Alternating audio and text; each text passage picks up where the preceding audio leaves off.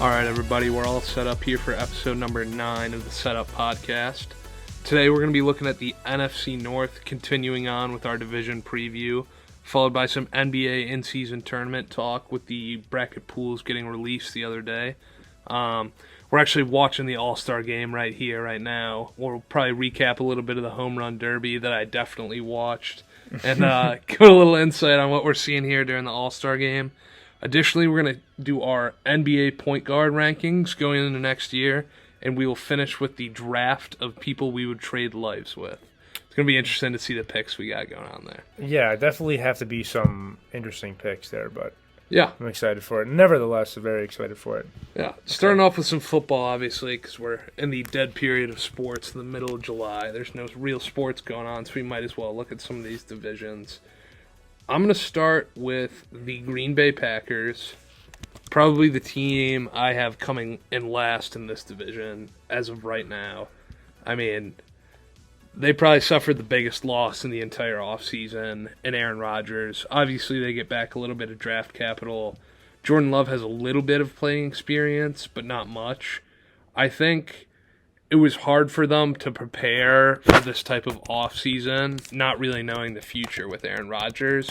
And that's kind of left them in a position of, like, they didn't really make a lot of, like, necessary short or long-term improvements to succeed this season. And that just might be what they want. You know what I mean? They have a young, inexperienced QB, and you don't necessarily want to go all in on that type of guy without having some reason to back him up, if that makes sense. What do you think? So it's definitely going to be a very inexperienced offense. I know Aaron Jones probably is. Him and the Quadfather are probably the two lone Aaron Jones veterans, may have his fantasy stock may have risen this year with the loss of Aaron Rodgers.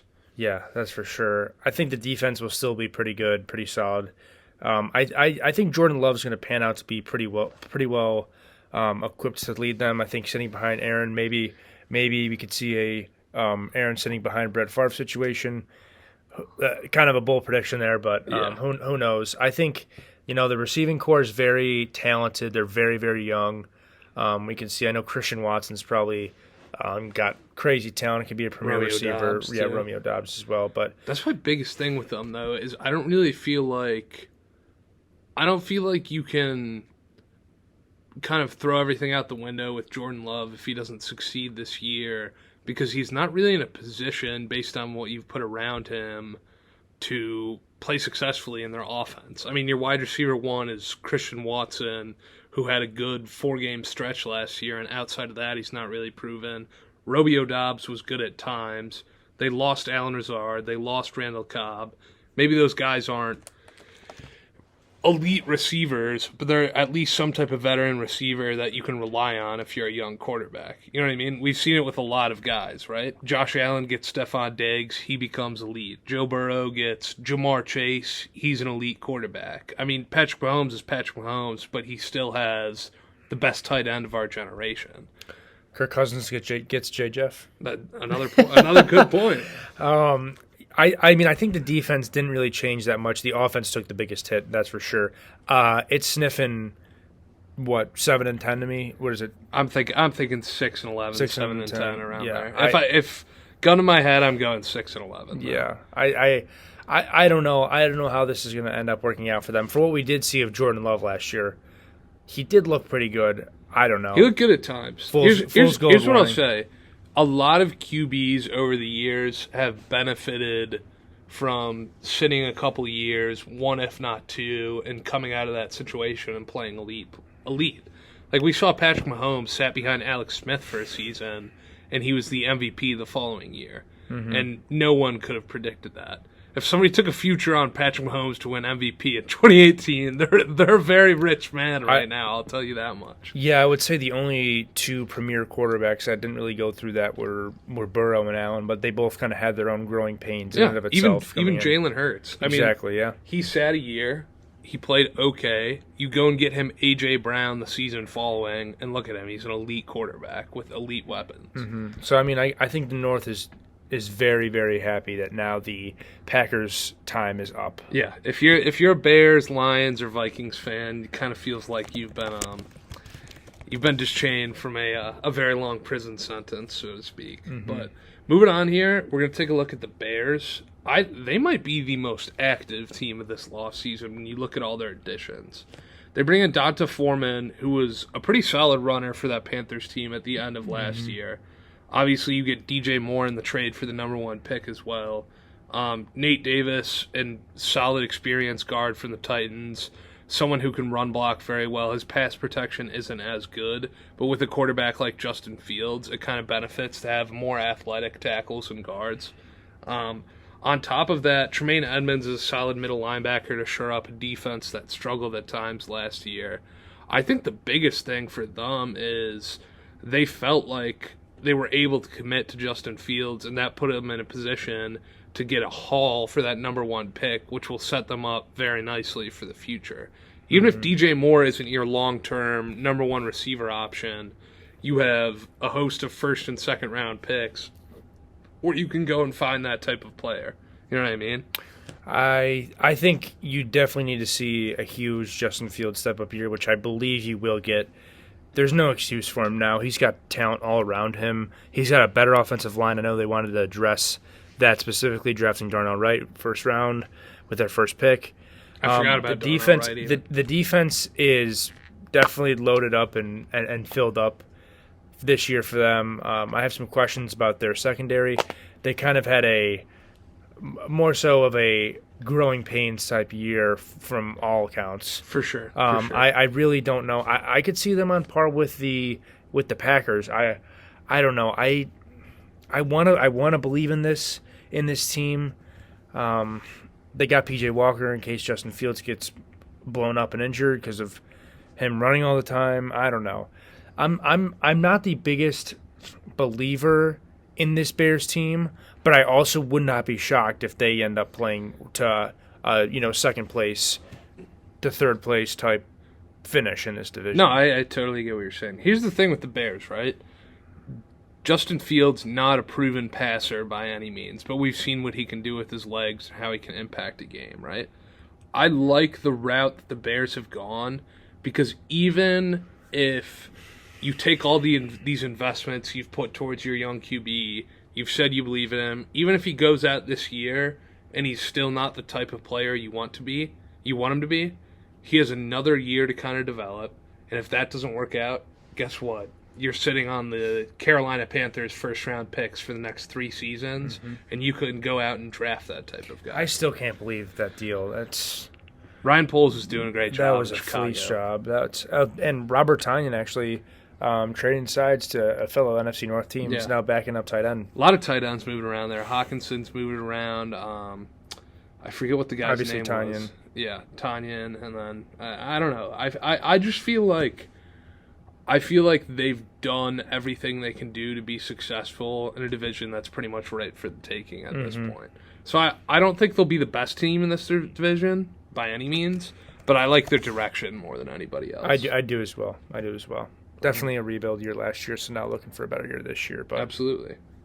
Moving on, you want to talk about the Lions or the Vikings? Detroit Lions. Yeah. A lot of suspensions, though. A lot of suspensions.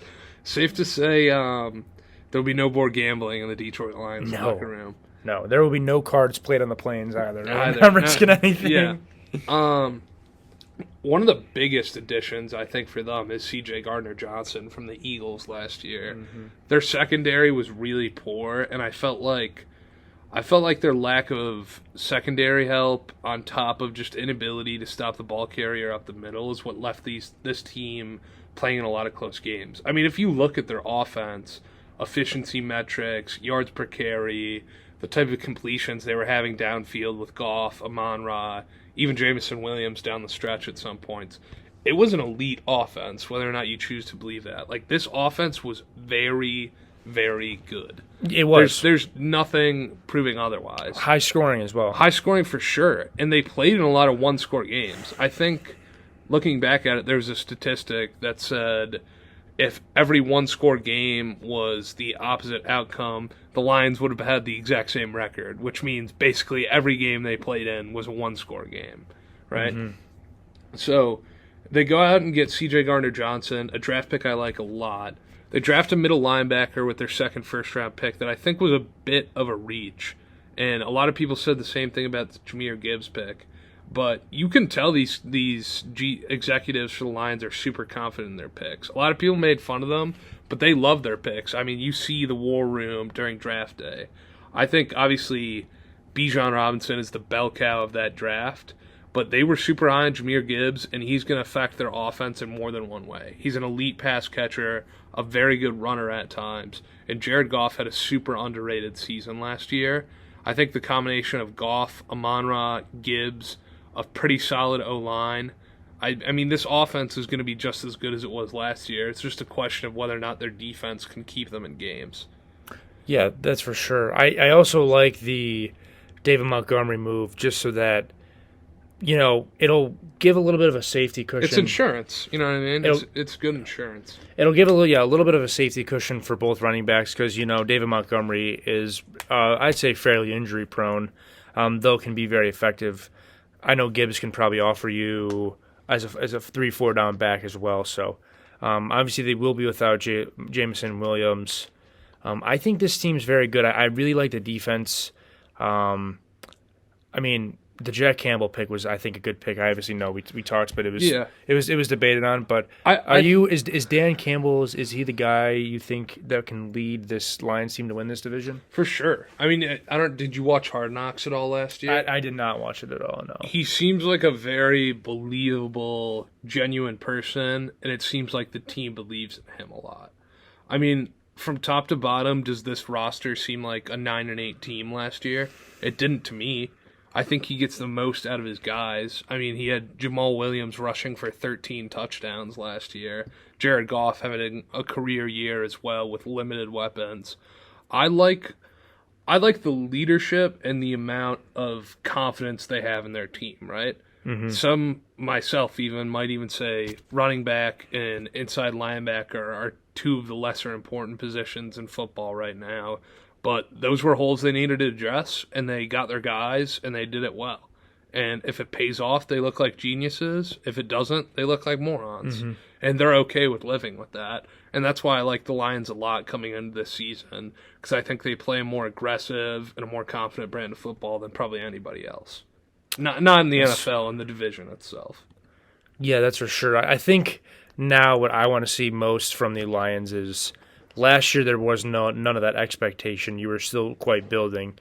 You started off rough. You ended up picking it up very well, kind of sort of playing into contention for playoffs towards the end of the year. Now I want to see how this team can respond now with a little bit of that expectation coming into this year, because it's a lot different now coming in this year as last year. And for teams, specifically younger teams like this, it's expectation means that much more. It's not necessarily set in the locker room, but there's a certain standard now that football is set after seeing what this team could be. So I want to see how they can play to the pressure of this year. So yeah, for sure. And then looking at the Vikings, obviously they cut Dalvin Cook this offseason. Their bell cow back for years. You lose Dalvin Tomlinson to the Browns, Eric Kendrick to the Chargers, Pat Pete to the Steelers. A lot of these veteran players that kind of held an average defense together. So some good work with replacing them. Obviously, Marcus Davenport is an established veteran. Byron Murphy, a decent corner too. I think my biggest thing with the Vikings this year is you're the most well-equipped team in your division to win now. Aaron Rodgers, the Grim Reaper of the NFC North, just got traded to a whole nother conference. And I'm not sure if it's just had to do with cap or just inability to get deals done that you might have wanted to. But why not go all in now, right? Why not go all in on the best opportunity you've had in decades to try and win and dominate, to be totally honest? Like, this defense took hits that are going to be pretty hard to replace. I'm not as high as Dalvin Cook as most. I think Alexander Mattison will fill that role pretty soundly. Obviously, Jordan Addison, you need somebody behind Jay Jettas. But, like, it feels like there are a lot more roles that could have been filled on the defensive side of the ball before you draft wide receiver who many didn't even consider to be a first-round talent. I shouldn't say that. He was probably a first-round talent, but this wide receiver class was kind of weak. So I maybe you disagree, but I feel like more could have been done for them to go all out in this division when it's a pretty weak division overall, and a pretty weak NFC for that matter. Yeah, I think that now looking at it, I think they definitely could have done a better job shoring up that offensive line. Kirk Cousins is getting older by the year. He's not as mobile as he used to be. He was able to at least scramble a little bit in his, Washington Redskins / Commanders days. His pocket presence isn't great. I don't know. I think this team definitely took a hit this offseason.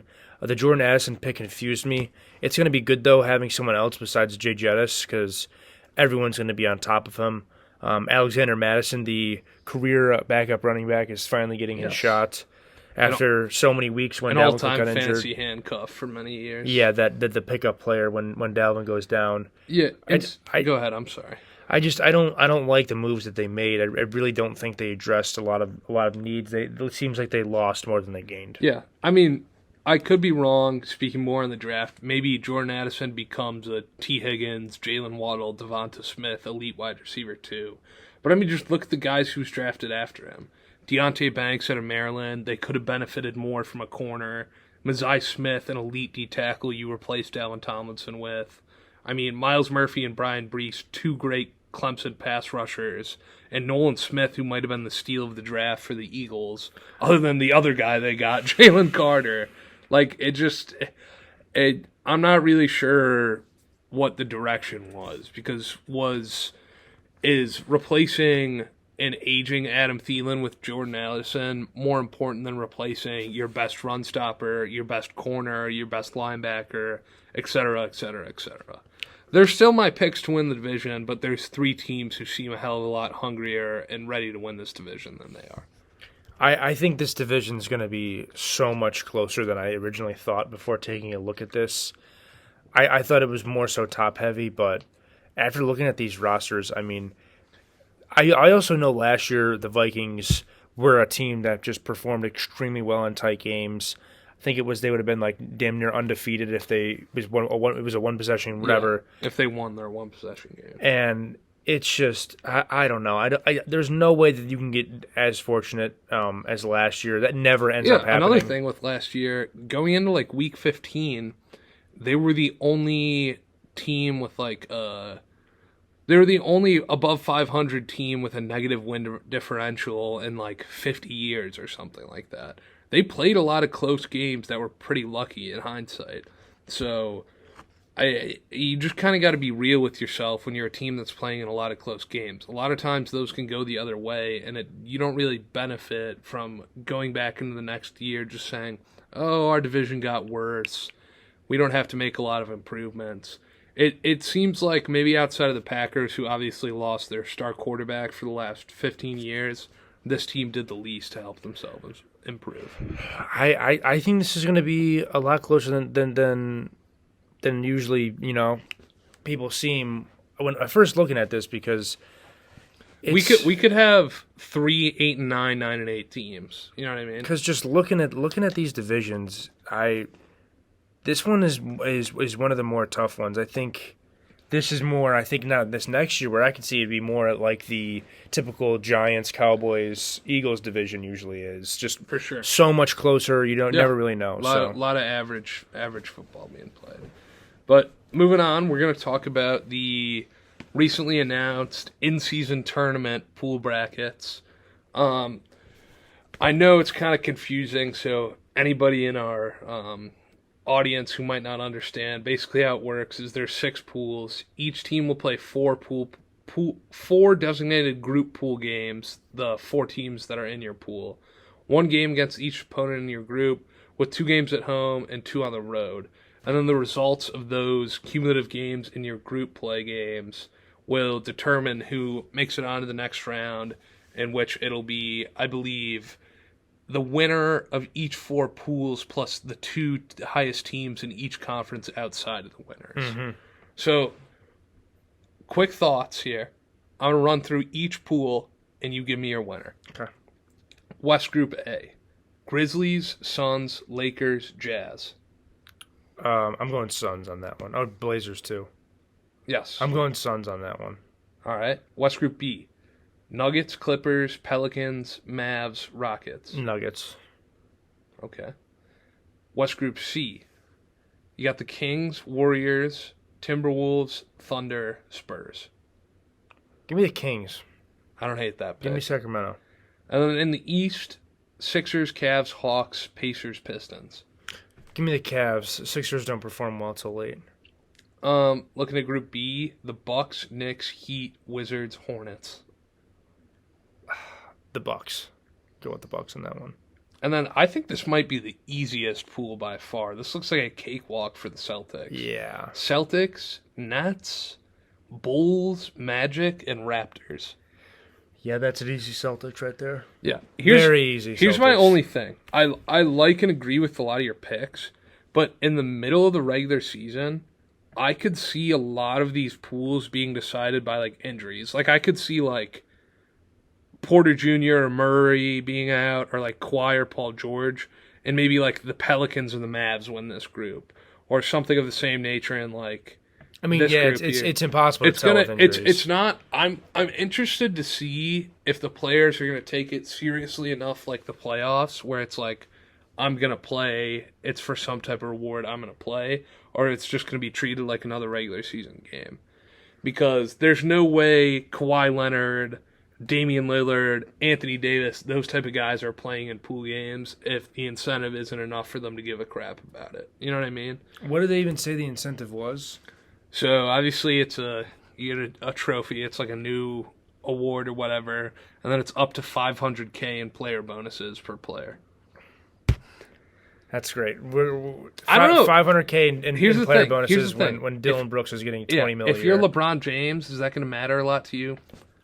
No. Probably not. No. But if you're Luke Cornett on the Boston Celtics, and you want an extra how's an extra $500K sound to you? Pretty damn good, I think.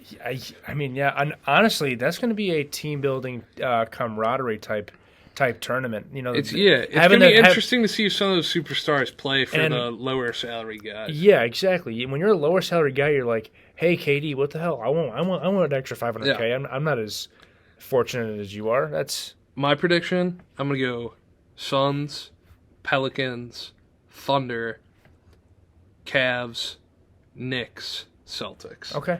And then my two wild cards, I'll go the Bucks and the Nuggets. Okay. I'm interested to see. I like it. I think it.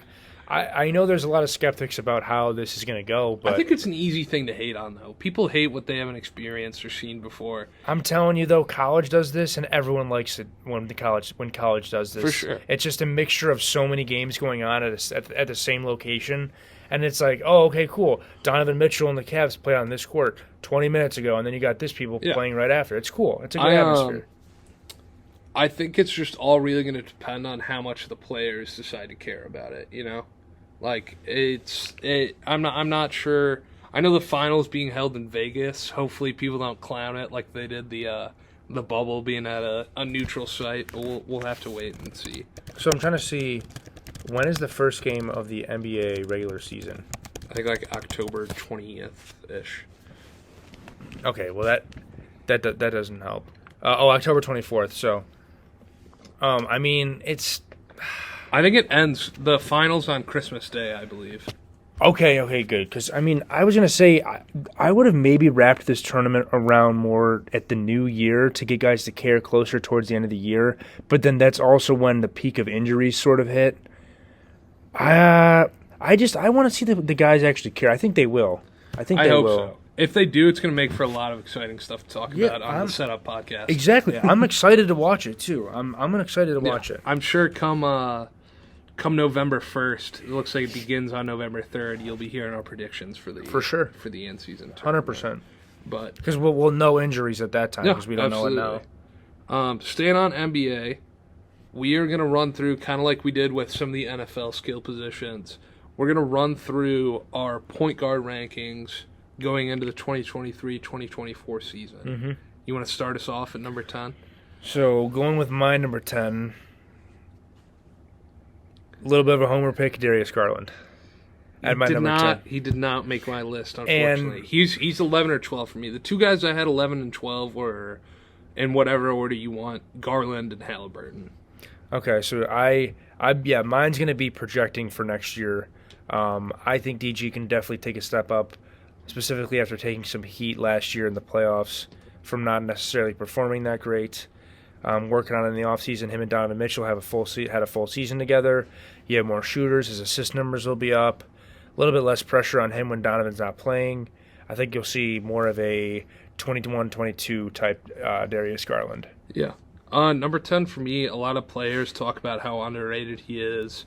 I think we saw this playoffs how valuable he was in their 2021 finals run. It's Drew Holiday. Yeah. I think he's still the best on-ball defender in the NBA. He's gotten accustomed to taking a little bit more shots than he usually has in the past, and he's kind of showed out when he's had to. Mm-hmm. I don't know. Maybe I'm a guy who values both sides of the ball a little bit more, but there's no way Drew Holiday wasn't making my list. Mm-hmm. I think it's insane that he has only made 2 All-Star games, and they were about a decade apart, but he's my number 10. That's for sure respectable. I think just the jump that he's made, remembering him on the Sixers with the young buzz that was cut when he kind made of the things. All-Star game for the first time. And that player to now just feels insane. Just very, very different. Yeah. I had him probably 11 or 12. He went from being a good player on a bad team to a highly contributing, important player for one of the best teams in the league. For sure, yeah. I definitely had him probably 11 to 12, so. Yeah. Looking at my number 9, I hate to say it. Or you want to go? Well, I mean, are we snaking? It doesn't matter to me. We can snake. We can slither. Go ahead. You want to slither? No, you go ahead. No, we'll slither. My number 9, I'm going D Fox. Oh, I have him a little higher up. With my number 9. I think just specifically his value increased a ton when he went towards the back end of games and the back end of the year. He was a clutch player of the year, man. He was I mean, I think people, it was kind of recency bias because he wouldn't do that the first half of the year, but when it counted towards the end of the year, he did. And that's kind of how the NBA awards go. But I'm putting D Fox at 9. Number 9 for me, I hate to say it, he torched our Cavs in the playoffs. I think he's turned himself into one of the best point guards in the league. It's Jalen Brunson. I mean, Julius Randle was hurt. He disappeared offensively at times in that series. He carried them. Obviously, they have a host of really good role players as well. But talk about a guy who went from being a second-round pick and an afterthought on a Mavs team. He not this past season, but the season prior, pretty much single-handedly beats the Jazz with Luka out for 4 games that series. And then he turns it around, gets paid up for the Knicks. Everybody calls it a bad contract. Look at him now. He's an all-NBA level player who's elevated that team far beyond what they could be without him. And he got the bag for sure. Okay. I don't hate that. My next pick is number 7, Trae Young. Wow. So I didn't really watch too much of Trae Young last year, or necessarily really the Hawks. Not that there was that much that I was missing, but I still think Trae Young provides insane amount of value on offense, and I think I maybe overrated him a little bit because his defense kind of tanks him a lot. But he's a terrible defender. There's no doubt about I still think his range and just overall how he is playing on offense, you kind of always have to know where he is.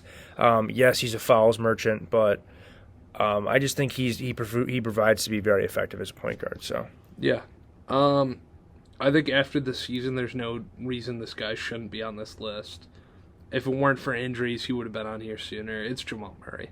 I mean, he can do basically whatever he wants. If Jokic decides he's going to score on a given night, Jamal Murray's going to go out and get 10 assists. Mm-hmm. If Jokic decides he's going to pass on a night, he'll go and give you 40.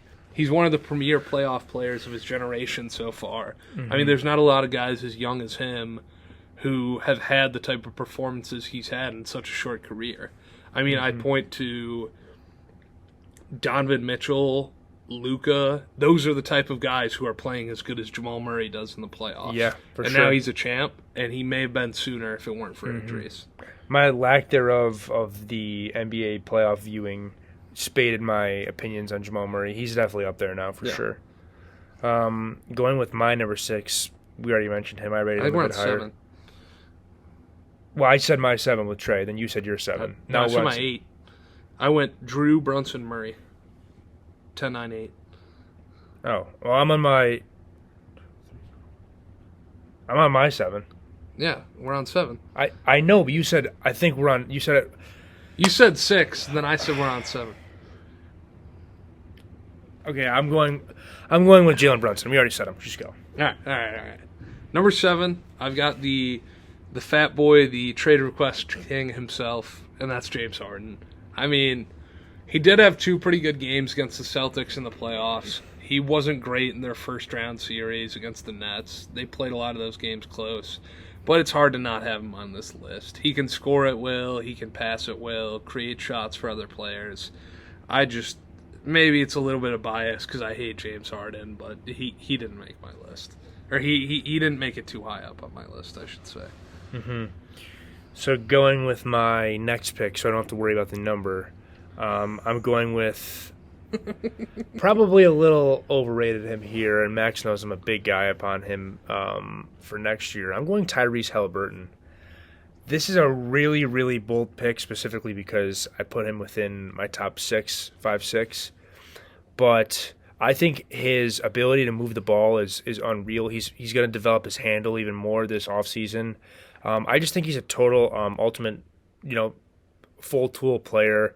And these Pacers teams going to have a little bit more stock with some of the moves that they made.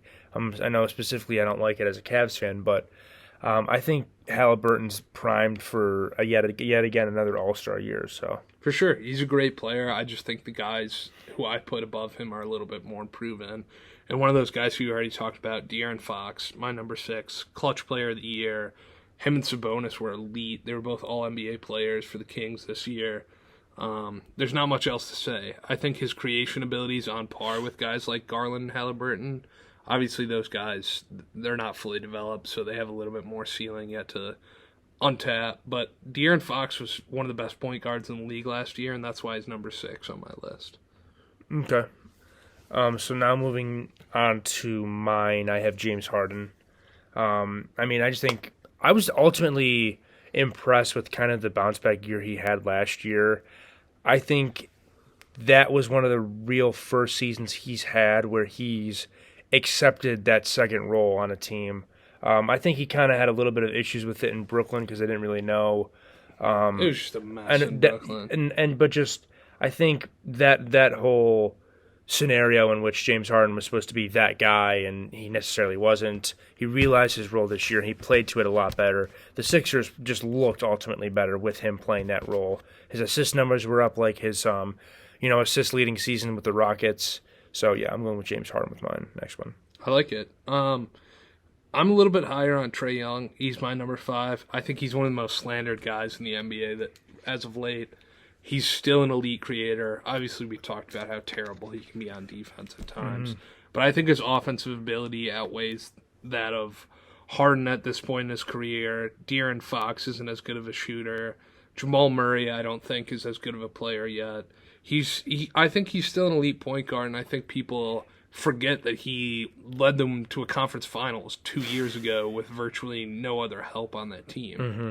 And it's kind of crazy because you don't really notice throughout the game what Trae Young is doing. I know he hits his threes here and there, but you'll blink and he'll have 36, and for sure. He's just a microwave shooter and scorer. He's so fast. It's just Trae Young. That's a great pick. I think we may have the same 4 through 1 here. I'm just gonna run mine down. You tell me if I check all the boxes. Ja Morant 4, mm-hmm. Damian Lillard 3, mm-hmm. Luka 2, mm-hmm. and the best point guard in the league since 2015, Steph Curry. Yes, that's for sure. Ja's going to take a hit, obviously missing 30 games. But I still think that when Ja's on the court, he's definitely a top 5 point guard in the NBA. I'd like to see him develop that shot. I think that's really what is separating him from truly, moving on to that upper echelon of point guard tiers with the top 3 like Luka, Curry, and Damar. Because, Ja had his issues in the Lakers series and towards the end of the year with his shooting. Just kind of ultimately handicapped him as a player. But his explosiveness, his passing, his ability to just run, jump, all of it is absurd. Yeah. And then the other three guys, we know who Damian Lillard, Luka, and Steph Curry are. They're the elite of the elite, and they have been for the last couple of seasons. I don't think there's much more to say on it. My question for you is, this is kind of off topic, but it relates to one of the guards in the top three. What, in your mind, happened to that Mavericks team last year, and why they were to collapse and not end up making the playoffs? Yeah. And what was supposed to be a great year for them? I think in the season prior, Jason Kidd had them buying a lot more in defensively on that side of the ball. And the other thing is, I just don't think they were, for one, healthy enough, and on top of that, their role players weren't really playing the type of basketball they had in years prior.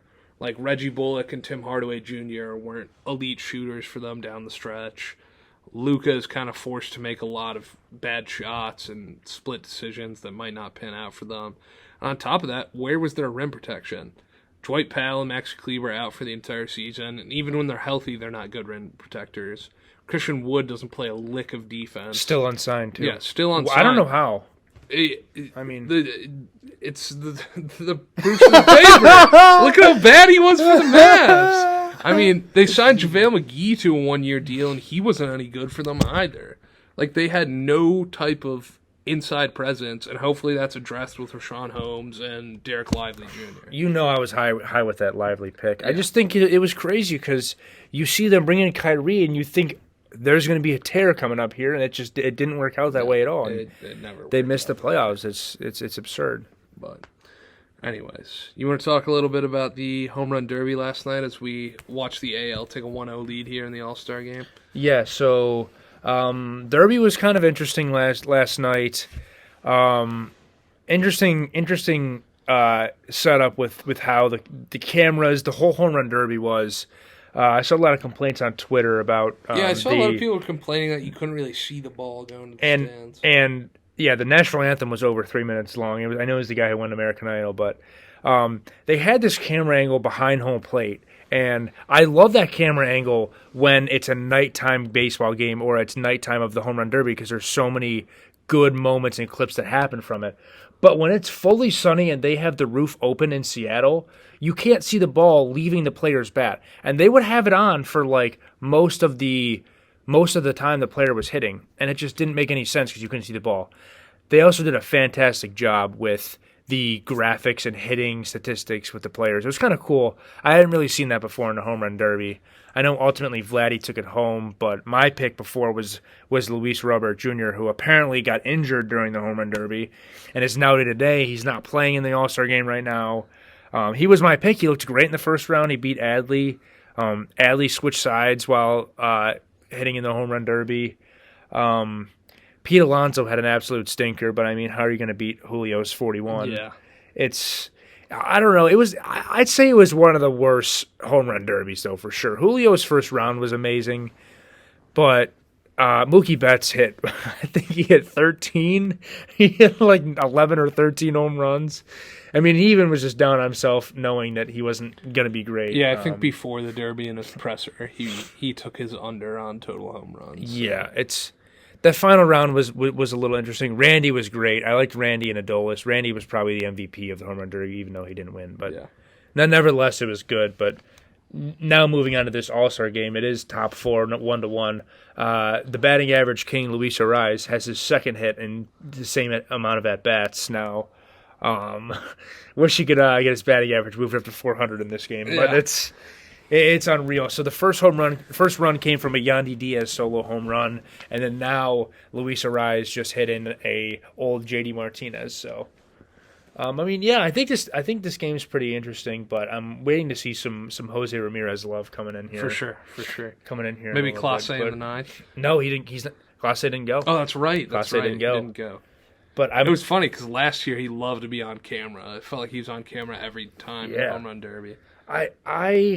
I love the fact that you can and Sean Murphy almost just hit a home run, and there's another spectacular catch by Adolis Garcia. I love the fact that the upper echelon teams, they definitely deserve players. That's for sure.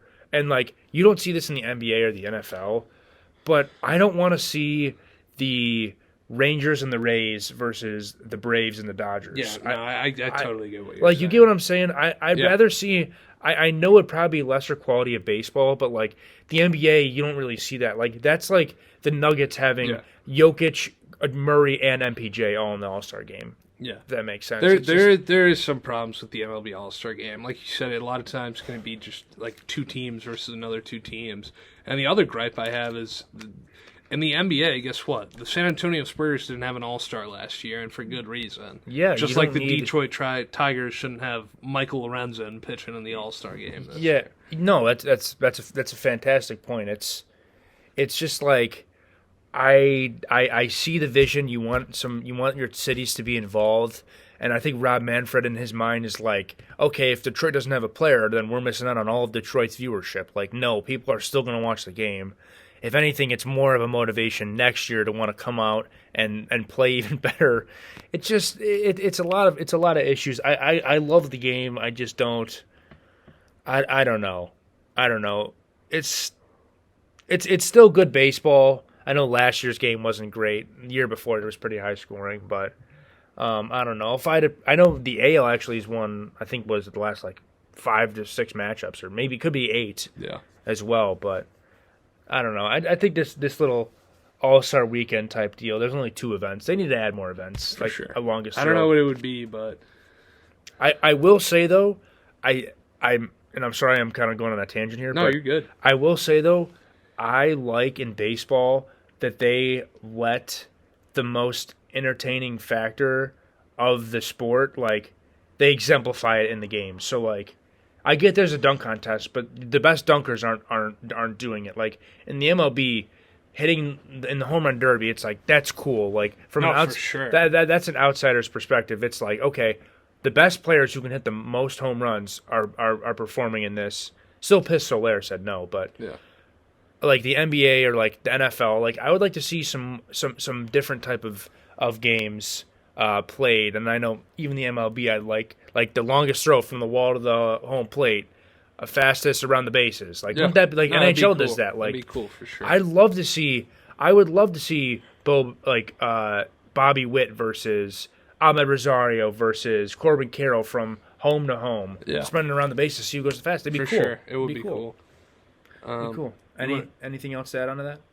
No, I mean, I'll be honest, I didn't catch the home run derby last night. Maybe not putting in my due diligence as a you're good. A lifetime podcaster here. 9 episodes in, but no, I agree. I think there's at least some draw with the MLB All-Star Game, which you might not have with like NBA and NFL and stuff like that. So you're at least getting some viewership for a sport that amongst those 4 major sports is probably the 3rd least in viewing. Exactly. You might have one of the most viewed All-Star games, which is nice to see. I think it's the least watched sport, but I think it's at the same time the most attended sport for each respective city. Sure. And I think the community in which baseball brings to each team is just superior to most sports. But you want to move on here to our draft for episode number 9. Yes. So, very exciting topic today. I'm going to do 4 picks each, and it is going to be the draft of people you would trade lives with. Do you want the first or second pick? You can go with the first pick because I was first in there. No, fair enough. My first overall pick, I couldn't tell you a single person on the planet who hates this man. I think he's a national treasure. If you don't like this guy, I don't trust you. Shaquille O'Neal. Shaq Diesel. Yes. He's got to be one. I mean, what could possibly be bad in Shaq's life? He just sits on a desk and talks sports with his boys for half the year, and then the other half he vacations and does nothing. Yeah, and he DJs. And he's a DJ. Other than having some... And he's technically a cop. Yeah. And he has a PhD. And he's a rapper, too. And he's a rapper. I mean, it was done more throughout their life. Other than having some messed up feet and some bad knees, you're looking at a pretty good. You're looking at a pretty good life. Okay, for my first pick, this is a very, very random pick, and I don't even know if Max knows this guy. I'm going with David Goggins as my pick. Oh, I know David Goggins. He's a beast. I think I read his book. That dude that dude's mentality and his physical abilities, I think there is nothing that can literally stop that man in life. No, my picks were probably a little bit more fun than David Guy. That was my first one. That was my first one. I love that pick. But though. yeah. I read his book last year. He's okay. a beast. He's a beast. My mom actually loves David Guy. Yeah. Interesting. I did. That's something I learned about fellow podcast Max. My second pick, this is more of just like I think it would be fun to be this guy, Adam Sandler. He's kind of like Shaq. Like that's another great one. If you don't hate, that's a great if one. you hate Adam Sandler, like I don't know if I can trust you. Like Adam Sandler, from all the stories I've heard on the internet, one of the nicest celebrities when meeting people. Like he's literally. He's a gem and a national treasure, and he's one of the best actors of our generation. Mm-hmm. And immediately, just like you're one of the funniest people on the planet. Mm-hmm. Okay, that's another amazing pick. Okay, so for mine now, my next pick, I'm going with Tom Brady. Now, I thought about Tom Brady. Now, my only reasoning is I'm the greatest quarterback of all time. I'm in my mid-50s. I've accomplished what I needed to accomplish.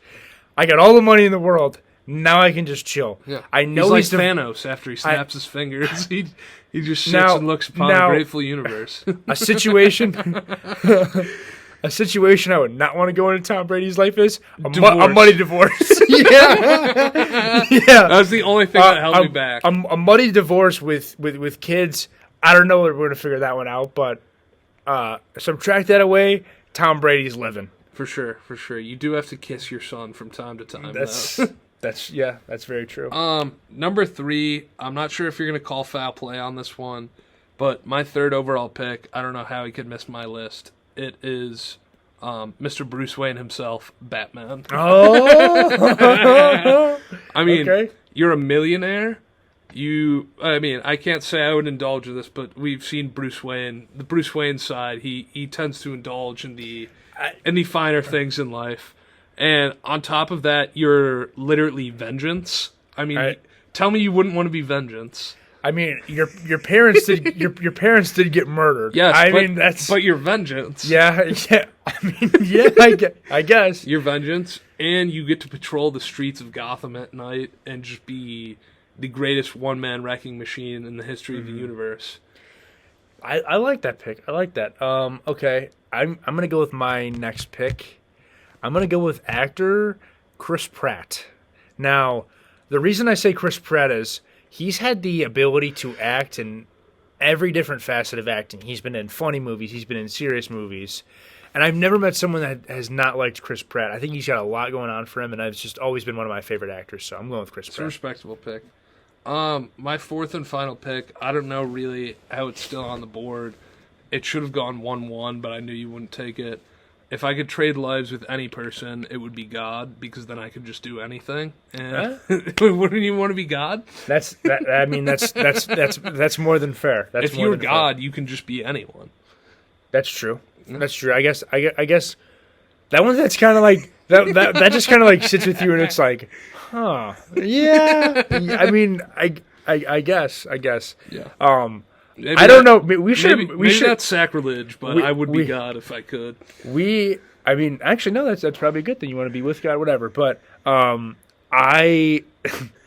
it's putting me in a really awkward situation now. We should have had that go last. Because my last pick is Steph Curry. How can you say Steph Curry after God? Obviously, my pick was better. And if you don't say you want to be God, then you're just wrong. Oh, yeah. I mean, I'm not even going to elaborate on Steph Curry. God is the finisher off of that segment. But anyways, certainly, I think that was maybe our best draft topic yet. Yes. I like that. I really enjoyed that. I really thoroughly enjoyed that topic. Yeah. That's going to be all for us today on Wednesday, July 12th, our 9th episode. Maybe we'll do a little something special for episode number 10 here on Friday. A little 10th episode anniversary. Yeah, big time. But yeah, that's all for us today, folks. We'll be powering down on the setup. See ya.